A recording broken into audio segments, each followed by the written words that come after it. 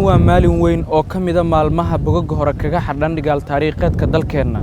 subaxnimada 26 Juun sanadii 1960 waa dharaartii u horeysay ee waa u soo iftiimo ummad Soomaaliyeed iyaga oo xor ah waxaana nasiibka hantiyay muwaadiniintii Soomaaliyeed ee ku noolaa gobolada waqooyi ee dalka oo habeennimadii 26 Juun helay xornimadooda isla markaana ku guuleystay halgan dheer oo ay muddo ku soo jireen si loo maamuuso halgankaasi xaq u dirirka iyo gobonimo doonka ah ee muwaadiniin badan oo Soomaaliyeed ay nafta u horeen ayaa madaxweynaha Jamhuuriyadda Federaalka Soomaaliya mudane Maxamed Cabdullaahi Maxamed Farmaajo waxa uu u bax dhigay taalada dhagax tuur oo ka mid ah taalooyinka lagu xasuusto halganadii loo soo galay soo dhicinta dheefta xornimo ee aan maanta haysano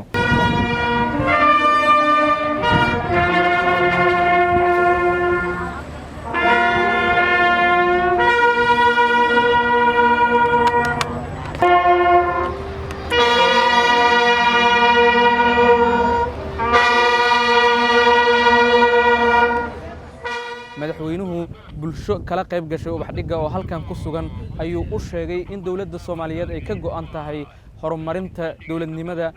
adkeynta midnimada ummadda Soomaaliyeed isla markaana marnaba aan la ilaawi doonin geesiyaashii iyo halyeeyadii nafta u horay dawladnimada aan maanta haysano gudoomiyaha guddiga maamuuska maalmaha xurriyadda iyo midnimada dalka ahna wasiirka warfaafinta Cusmaan Abukar Dubbe ayaa tilmaamay in maamuuska maalintani astaan u yahay sida ummadda Soomaaliyeed u xasuusan tahay halyeeyadii juudiga badan ku bixiyay helidda qaran Soomaaliyeed oo madax bannaan muwaadin kasta oo ka qayb qaatay weyniinta maalintan ayuuna uga mahad celiyay maanta waa maalin weyn maanta magaciin sameeyay maanta waa 26 Juun 2021 oo ah 61 guuradii ka soo wareegtay maalintii calan Soomaaliyeed laga taago ciid Soomaaliyeed waxaanu joognaa taalada dhagax tuur oo uu u bax dhigay madaxweynaha Jamhuuriyadda Federaalka Soomaaliya Maxamed Cabdullaahi Farmaajo ku ciido caafimaadsan maanta waa maalin weyn waa maalintii xorriyadda waxa kale oo inoo soo socda 1 Luulyo oo aan rabno inaan si laba jibaarno dabaaldega dhalinyarada Soomaaliyeedna aan u jeedinayno inay muujiyaan shucuurtooda wadaninimo iyo shucuurtooda Soomaalinimo si cadowga dabaddu uu uga naxo inay Soomaaliya midowday israacday farxadeedii soo noqotay midnimadeedii iyo qarannimada nationalismkeedii ama wadaniyadeedii hooyo Culey Maxamed Aadan waxa ay xusuusanaysaa 61 sano ka hor maanta oo kale waxa ayna naawileysaa in mar kale ay indhaheeda ku aragto cududii Soomaaliyeed oo mida waxay dhaheen allow soo ninkii Soomaali ku taagnaa ninkii laga abad fartilmaamay allow soo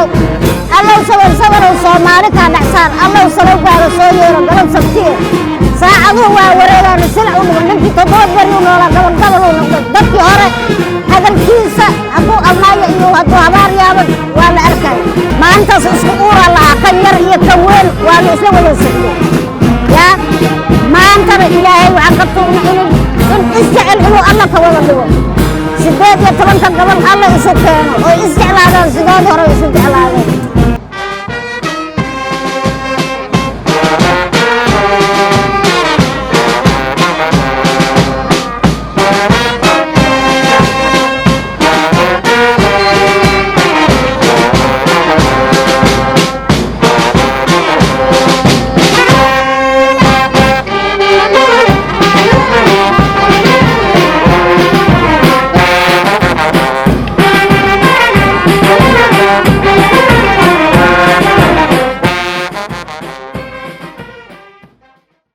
munaasabadan waxa ay qayb ka tahay tiro munaasabado ah oo isdaba jooga oo maalmaha soo aadan ka qabsoomaya qaybo badan oo dalka kamid ah iyadoo habeennimadii xalay ahayd qasriga madaxtooyada ay ku qabsoontay munaasabad weyn oo lagu maamuusayay habeenka 26 Juun gobolada kala duwan ee dalka ayaa sidoo kale maanta looga dabaaldegayaa maalintan weyn ee 26 Juun iyadoona ay bilaabatay toddobaadka xorriyadda dalka oo ay isxigi doonaan munaasabado tiro ah oo lagu maamuusayo maalmaha xorriyadda iyo midnimada dalka Shucayb Maxamed warbaahinta qaranka Soomaaliyeed taalada dhagax tuur magaalada Muqdisho